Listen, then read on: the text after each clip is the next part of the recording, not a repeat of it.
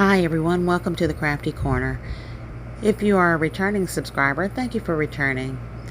If you have not subscribed, please hit that button at the end of this video and subscribe to my channel. So the other day I showed you the concept of making these wax melts, and I do use some pre-made wax melts as well as the paraffin wax that I use to create my own scents with the dyes. The oils that I use in some of my wax melts have came in this big pack that has a recipe book on it on how to create some of the scents. So I do enjoy doing this and I have fun with it.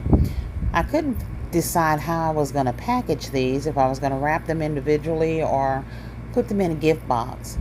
So I decided to use a flat grab and go concept with these to finish up these flat boxes that I have.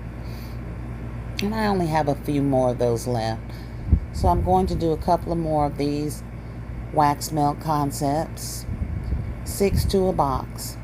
Please tell me what you think down in the comments. Please like, share, comment, and subscribe.